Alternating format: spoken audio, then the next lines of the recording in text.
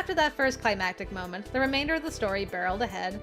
No sooner had the lovers begun to open up to one another than further complications reared their heads. First came the parents, who had always claimed the two were fated. They were keen to seal the match and win the satisfaction of lording it over everyone. Nobody could bear the thought of granting them the satisfaction, and so began the elaborate schemes to keep the two families out of the loop. Tragedy devolved into farce. At every step, the audience had a part to play. One scene saw a group of patrons acting as a diversion, keeping one of the parents occupied while the lovers made their escape. In another, you and Baxter were recruited to slide secret notes along the bar while nobody was looking.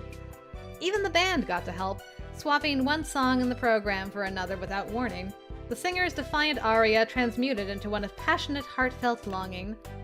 It was a flurry, the characters coming and going with a chaotic energy you normally could only see at a distance on the stage.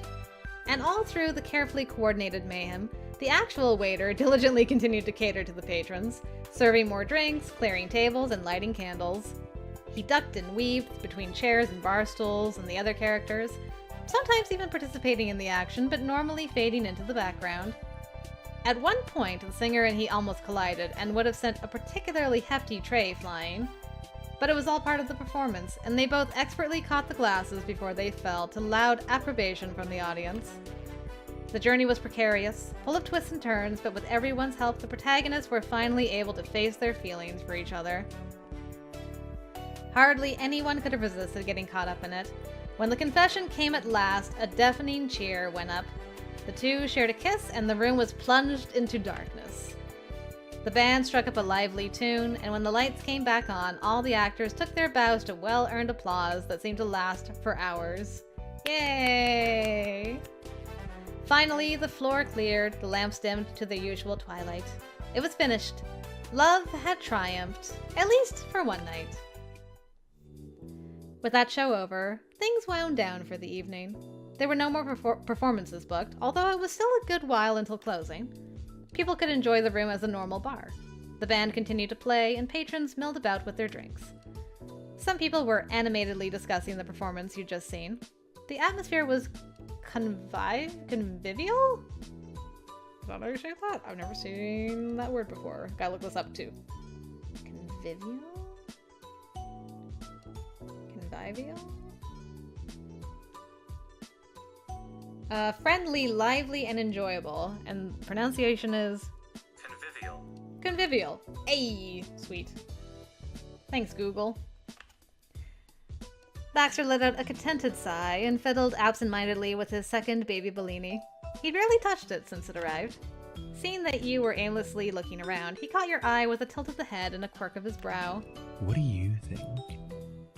Now then, was the show to your liking? I'm all ears. And you can be honest, it can be a lot to take in.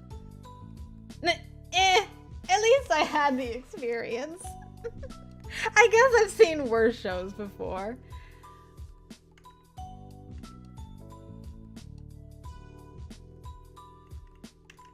Are you kidding? It was so fun! I'm glad to hear that. They put a lot of effort into their craft. The dedication to entertainment is commendable. You might be interested to know the shows aren't always like this. They have quite a wide selection of different genres. The murder mysteries are always popular, but I wasn't sure how you'd feel about an interactive performance with the capacity for violence. Those can get rather intense, to say the least. Even the play we just saw is rarely performed the same way twice. As far as I've heard, they often chop and change the premise, shuffling the characters and events around as needed. That's what's so neat, is you can quite literally go to like back-to-back performances and they'll be different. That's what I love about them. Each one's unique, which is pretty cool. You recall the ever-suffering friend, desperate to help the fated couple find love. Well, some nights it is they who charms the heart of the singer, or the bartender. In that situation, the third party is instead refusing their help out of kindness, not wanting to get in the way of their own possible romance. Sometimes, the characters' families detest one another, Romeo and Juliet style.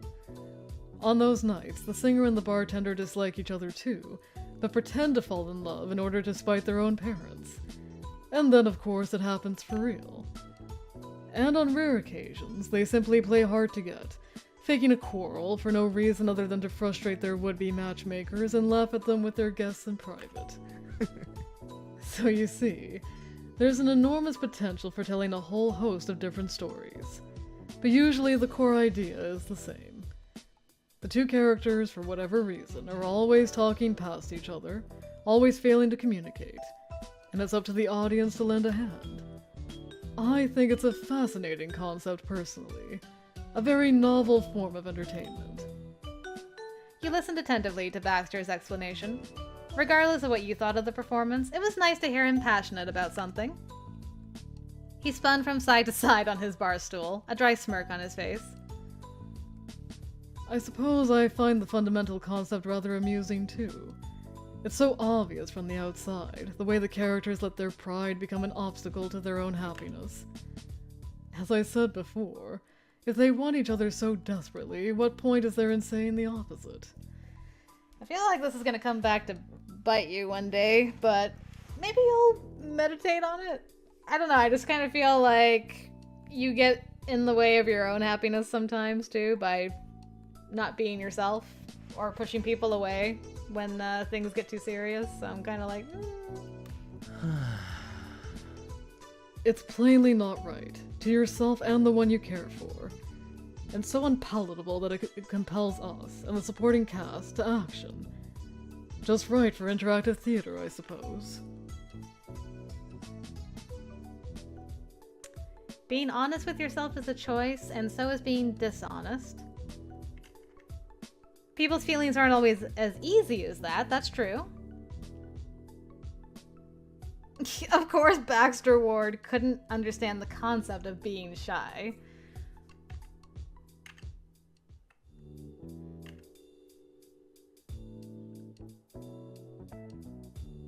Yeah, I feel like I would do too, because it's not like logically, yes, you can look, especially from an outsider's perspective, you can look at a thing and be like, well, this is just silly. You both are being goofs, you know?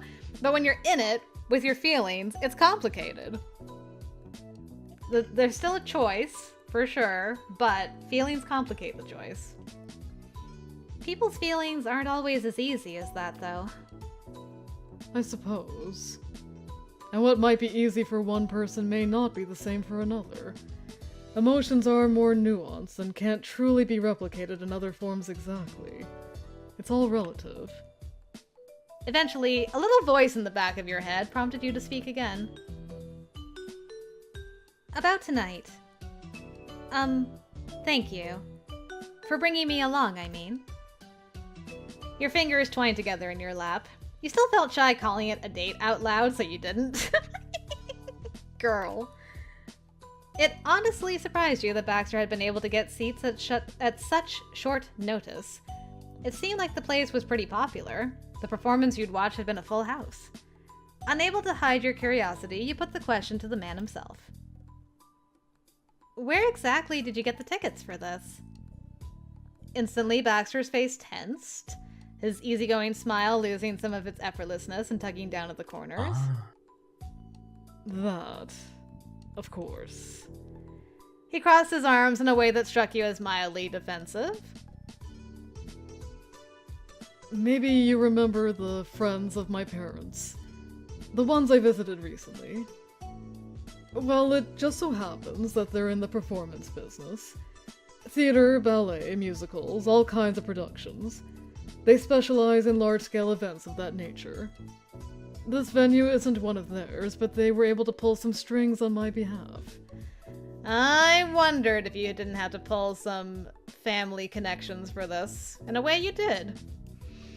It was suspicious, being so last minute and so fancy. I kind of love that you abused that, though, for my sake. That makes me a terrible person. But I'm like, no, I'm okay with it, though. Of course. It's a question of knowing the right people who know the right people. We could have even had full backstage access with the main cast if I'd asked. as it was, we were singled out for some special attention during the show on account of being seated at the bar. Aha, even that, eh? I'll have to remember to thank them for that. I'm sure they'd be pleased to know that our date went well, too. You couldn't help it. Your eyes widened a little. You hadn't figured that Baxter would have that kind of pull. Seeing your response, Baxter's features chilled further, his brows knitting together. He shrugged his shoulders in a sigh. Truthfully, I do try not to lean on that kind of thing too much, if you can believe me. I appreciate it might not look like it now. You could say it's a means for me to preserve my sense of independence. It's easy to be popular if you can foot the bill, and I don't want that to be what draws others to me. But after all that, here I am, leaning on the same old crutch. Nothing has changed since I was 6. How quaint, how wonderful, how truly excellent. Oh, Baxter. I just want to give you the biggest hug. I know. I knew you were going to do something like this. And this is not... I'm not trying to put you down for it, my dude. Oh, no. Spiraling. As he rambled on, Baxter was speaking more and more inwardly, his tone increasingly acrid. Is this really any better than yesterday? What have I achieved? You could only sit and listen as the brief tirade continued. Had Baxter been sitting on this ever since the coffee shop? Oh yeah. It was true. He hadn't come across as satisfied by reassurances, only by a second chance. But if you had known it'd only make him feel worse, you wouldn't have let it get this far. Baxter managed to snap out of this train of thought, his attention returning to you. He looked rather sheepish. forgive me. Oh, I'm sorry, Molly. Perhaps it would be best to call it a night. I wouldn't want to sour the evening after such a charming showing. He swiftly rose from his bar stool, mind made up. You didn't stop him. Attempting the conversation in a public place wasn't a wise plan. Instead, you hurried to follow. Crossing the floor towards the exit, you passed the bartender and a few other cast members. You quickly expressed your appreciation to them and got cheery waves and thanks in return. Sounds and colors became a blur, and before long you had stepped out into the street. Baxter was already a few paces down the block, heading for his car, but he stopped for you to catch up. Ooh, wow, he's... inner turmoil, man. You exchanged a few pleasantries on the journey home, but nothing too involved. Baxter was making an effort to keep the conversation light, just as he'd promised. He really didn't want to leave a bad impression, that much was clear. You used the time and the space between sentences to mull things over.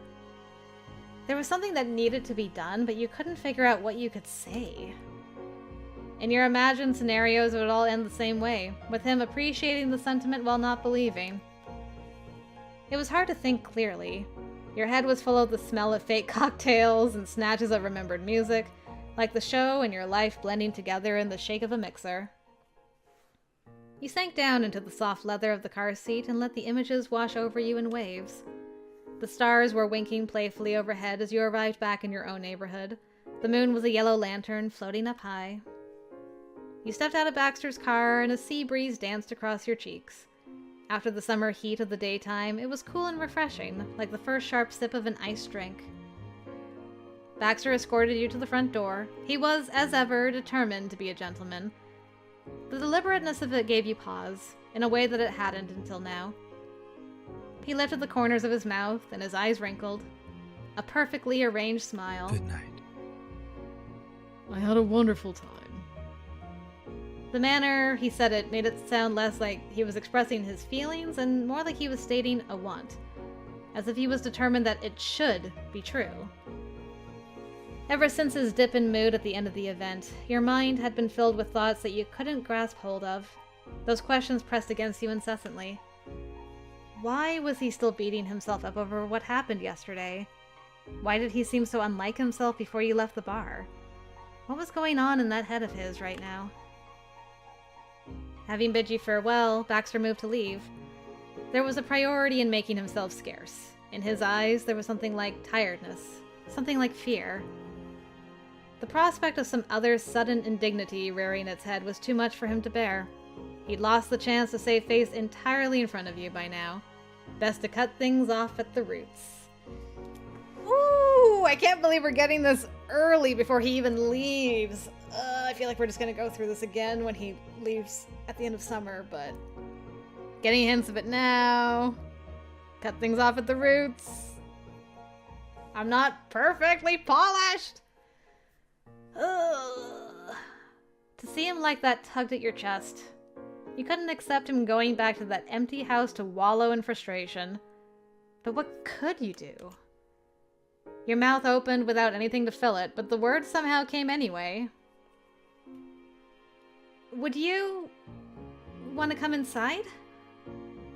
Things couldn't end here. That much was certain. What you needed was more time. Baxter paused. Having turned to go, the far side of him was in shadow. As he slowly swiveled back to you and the light caught his face once more, his expression was conflicted. It held surprise, confusion, and no small amount of intrigue. His lips parted as if to speak, but his brow furrowed, and he closed his mouth again without a sound. He evidently had no idea where the present moment was leading. Neither did you. Baxter settled for a simple tilt of the head, his eyes posing a question. I was thinking, well... Your face began to prickle with embarrassment, a warm front spreading slowly northward. I mean, I wasn't implying anything by it. I only wondered if you'd maybe like to come have a drink with me at my house right now?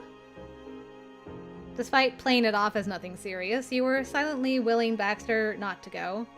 Just a little longer. Hearing your elaboration, Baxter couldn't help but be amused. He recovered from his initial trepidation enough to laugh at your desperate plan. A drink, you say? A fascinating suggestion. How decidedly... original of you. One eyebrow was raised, his voice dripping with irony. You scuffed your shoes against the sidewalk, shy, but still pleased to see him appreciate the unintended absurdity. Baxter's features relaxed into a look of fond regard as his eyes searched your face for a moment. One hand was tucked casually into his back pocket. Though some of the tension appeared to be gone, his stance was still one of indecision, contemplation. For some reason, your imagination conjured up a vision of him at a woodland crossroads, standing just as he was now, carefully weighing which way to go. I'm like the singer with the rose. You gonna put the bowl of ice down? At this point, you felt as though you could guess the thought process he was going through, even if he wasn't saying it out loud. For Baxter, it was all a question of the eventual outcome. When everything was over, and he looked back on this moment, how would he best like to remember it? Should he end things here, and avoid any further mishaps? Or should the night continue with the accompanying risk of additional regrets? Baxter didn't only aim to make the most of his time by doing what he liked, but by meticulously crafting the experiences and emotions he'd have. You sighed inwardly, recalling simpler times. If only it were another case of which frozen dessert to pick from an ice cream truck. That's funny, referencing that. At length, his mind was made up. Baxter cleared his throat and straightened his stance, facing you square on. That's sweet. Thank you for the offer, Molly. It's very kind of you to be so generous with your time.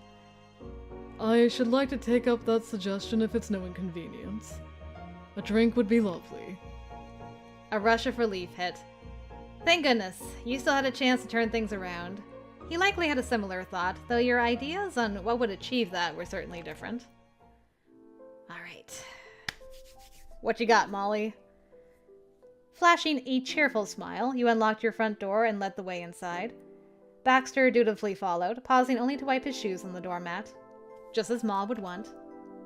All the lights were on in the living room, and there was a brief flash of panic at the prospect that you'd lured Baxter into a run-in with your family at the worst possible time. As luck would have it, when you poked your head around the doorway, the room was empty. You couldn't hear movement. You were alone for now. So you gestured for Baxter to sit down and make himself comfortable. He graciously accepted the invitation. Rather than crash on the couch, he sauntered over to the table and pulled up a chair. Prim and proper to the last. Having got this far, you willed the hostly components of your brain into motion. After seeing a professional like the bartender at work, you had some standards to live up to. First things first, the technical reason for why you'd invited him. What do you want to drink? We have juice, milk, other things. Just water, please. I don't have the appetite for much else right now. His reply came without hesitation, but it lacked the usual degree of confidence you'd come to expect from him. The sound of it spoke volumes. While nobody could go so far as to call him fragile, there was no denying that Baxter was a long way from his usual bold self. You nodded in assurance. Water you could do. You reached for a pair of glasses, deciding to stick with water yourself to keep things simple. After pouring some chilled water from the fridge, you brought the drinks over to the table and sat down across from Baxter. Thank you. Baxter sipped his water quietly, then placed it back down in front of him. It struck you fully how bizarre the situation would appear to anyone who happened to be watching. Two people sitting at the dining room table, dressed to the nines, gingerly sampling glasses of plain water. You mentally whispered an apology to the tender of the jazz bar. You were a little ashamed at your feeble imitation of his skills. It was a good thing your moms weren't around to see this either. They'd never let you live it down, not in a million years. But that was all beside the point. You knew, and Baxter knew, that the pretext of coming over for a drink was simply that, a thinly veiled excuse. Only a very particular kind of emergency would necessitate visiting a neighbor's house for nothing more than a glass of water.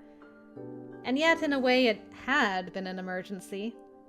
A relationship emergency.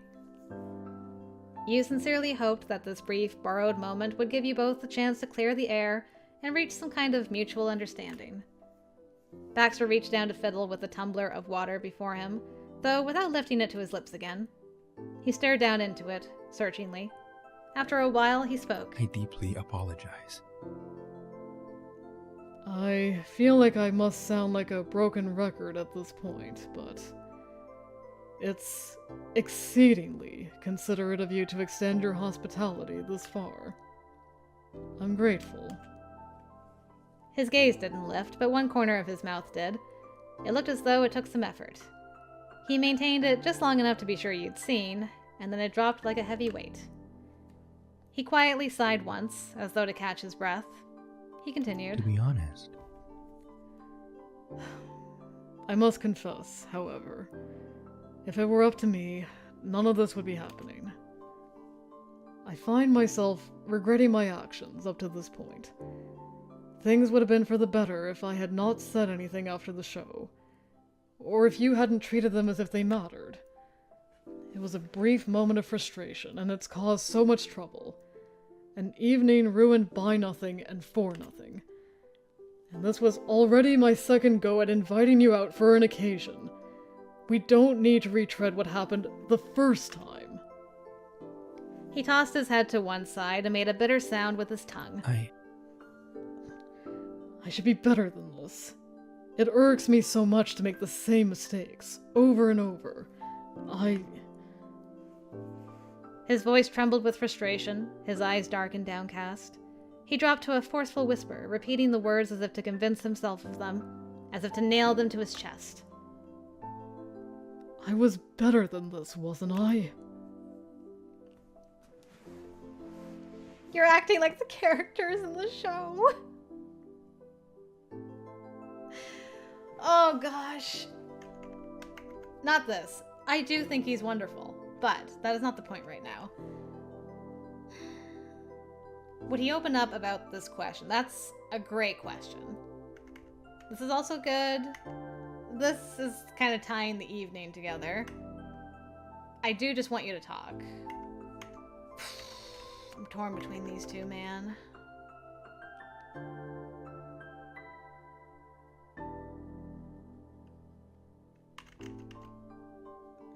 Gosh, I don't know. I'm gonna flip a coin. I can't. I got choice paralysis. Heads for the question, tails for just talk to me. Hiya! Heads. Alright. Question. Why do you feel you have to be? Baxter finally lifted his eyes to meet yours. They were narrowed, their intention unreadable. The cruel curve to his mouth spoke for itself, however. With a jolt, you realized it was a look of poorly disguised mockery, and still you could tell it wasn't meant for you. When that cutting smile opened and the words came, pointed and pained and sharp, it was all aimed inward, at himself. This whole situation. It's asinine. I haven't known you long enough to be causing this kind of trouble. I'm quite literally a stranger. And I won't even be here long enough for that to change. As welcoming as you all are here, that can't be forgotten. I swear. I was, only ever supposed to be a part of the fun. A worthwhile piece of summer scenery. Someone who added to the experience, not held it back. You shouldn't have to baby me, to sit there and spend your time making me feel better when I don't keep it together. His hands were clenched on the table, the knuckles a shock of white. The mess I am in the mornings, the drama I cause in the evenings, the person I am when the show is over. Those aspects shouldn't be any of your concern. I don't provide that support to you, do I? And how could I when I don't know you? No. It's not fair to make you worried, or worse, guilty over what happens to me. What matters is that when we're together, it's for the pleasant parts of existence. The less ideal shades of life can be managed separately. He slumped back a little in his chair, the power having gone out of his voice. That's all I wanted. The blood was still pounding in your ears. Witnessing Baxter like this, as you'd never seen him before, was equal parts exhilarating and shocking. His inner conflict now an exposed wire. How many times had you sat across from him these past few days? And how was it that only now did it feel like you were truly seeing the person in the chair opposite? I'm actually shocked he opened himself up like this already, because it hasn't been very long. So, okay, yeah, the situation didn't play out well for him the last couple of days, so he's kind of on edge, but still. The fact that he laid it out like that, I'm honestly very surprised. Pleasantly, but surprised. You took a moment to process your thoughts, steady your breathing. Here at last was the crux of the matter. It was clear that when Baxter came to Sunset Bird, he had set himself a series of rules. Rules about how much to involve himself, how much of an impact to make. Like the tourist concept of leave only footprints behind, but taken to the extreme. There wasn't space for him to be complicated, to have negative emotions, to show different sides of himself to anyone. To do so would be a dereliction of duty. You weren't going to criticize him wanting his privacy. It was important to him, and you respected that. But this kind of framing, one where he had an obligation to minimize himself for others' benefit, it was only causing pain. In spite of what he felt was right, you cared too much about him by now to let him carry on like this. Cautiously, you opened your mouth. All the Baxters. I like you.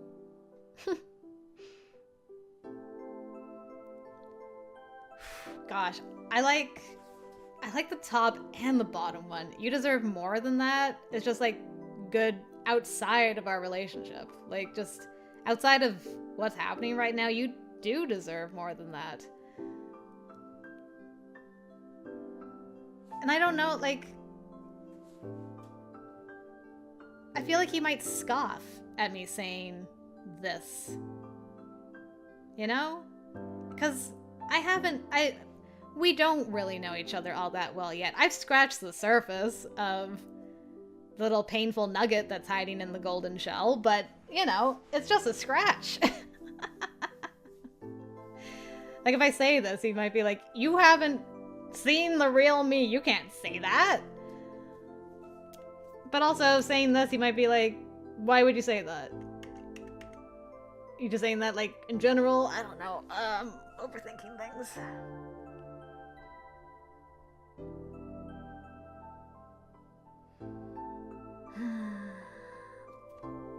I'm gonna make a save. I'm not even doing the coin flip this time. Where am I? Here, I think. Boop. Alright. We're gonna go with the top. I like that one a lot.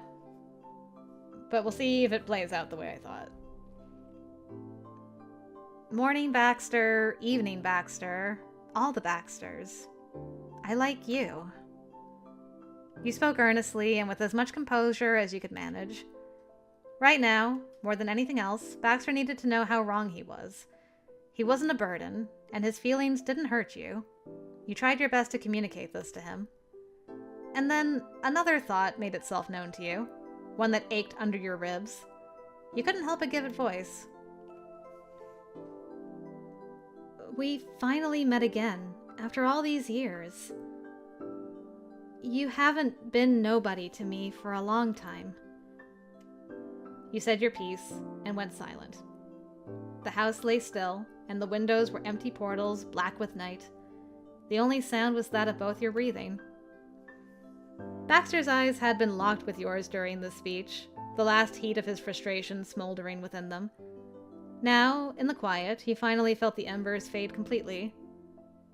His gaze slowly slid to one side, and then down. He swallowed. The sound drifted to you across the table, small and hushed. A sigh. Thank you. It was said simply, with no pretense or caveats. Baxter had given up the fight with himself for now, and accepted what you had told him. You let your body unclench as you watched the creases in Baxter's brow begin to disappear. A hand emerged from beneath the table to lift his glass, and he sipped his water, eyes closed. You took this as your cue that the discussion had run its course. There was no guarantee that things would change going forward. You weren't so arrogant as to think that Baxter's behavior would be altered all at once. Nothing drastic, anyway. He'd listened to your feelings, but who could really say how it would impact what happened in the future? The past couple days had held a mirror up to Baxter, showing him a reflection that wounded him, cutting too close to the bone. There were hurts there that ran deeper than he'd let you reach. Yep. It didn't mean he mistrusted you. It may not have been a matter of trust to begin with. But you hoped that, with time, Baxter might come to count on the fact that there was at least one person out there who would accept him. You wanted to give him that. Another souvenir to remember you by. Stop. The minutes passed, and sip by sip the two of you drank your way toward the bottoms of your water glasses. The silence couldn't be called effortlessly comfortable, but it wasn't awkward. Companionable, perhaps. Baxter sucked in the last drops from his cup and then moved to stand unhurried. Thank you, again. That was refreshing. Both the water and the conversation. Still, I should be going. He was matter-of-fact, with an air of calm finality. You weren't able to disagree. You nodded and rose in parallel, moving to take the glasses back over to the kitchen. You'd managed what you had set out to achieve. It was all right to let things end here for the time being. The night had spun around your way, and hopefully Baxter could see it as a positive when he reflected on it. You walked with him across the living room to the front door. With his back to you, you heard him begin to say I something. appreciate the understanding. I appreciate you taking the time to discuss this with me. For listening in spite of... well... He gestured to himself, the meaning clear. Before you could tell him not to mention it, he reached the front door and came to face you. There was a mischievous grin on his face. You welcomed it like an old friend. But now, since the final act is over, how would we rate this event? I sincerely hope that it was acceptable on the whole. The question had a laugh to it, and underneath there was the faintest hint of that self-mockery from before, but now it was toothless, empty of malice, and entirely in good humor. You couldn't help but huff an affectionate sigh. Oh, Baxter. How quickly he recovered his footing. I'm glad it happened. All of it. Thank you for a great time. And for coming over. My pleasure. Don't mention it. The pleasure was all mine. Good night, Molly. Until next time, good sir. I'm gonna give you a little bit of a squeeze. There was a moment of pause before Baxter looked down and squeezed yours in return. He pulled up, and suddenly you thought he was about to kiss it.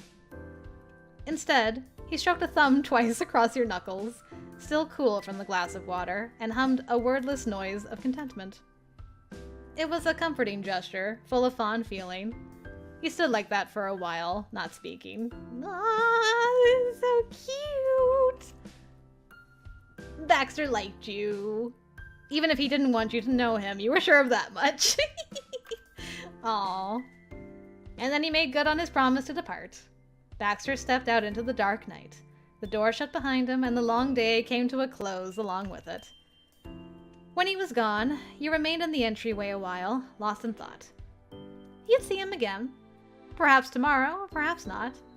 He might have plans. But there would be a next time. You saw your face reflected in the dark glass window by the door and found yourself wondering which Baxter you'd meet when the day came. Whoever he was, whenever it was, you'd be there. Oh, my heart. Ah, that was so sweet. Kind of went the way I thought it was going to go. Oh, that pulled at the heart, man. They're so freaking cute. Your Honor, I love them. Okay, well, we only have like 2 more in here, but I wondered if maybe we should go over here and like have like a cleanser episode of something like cheery, because I don't know what else we're getting into over here.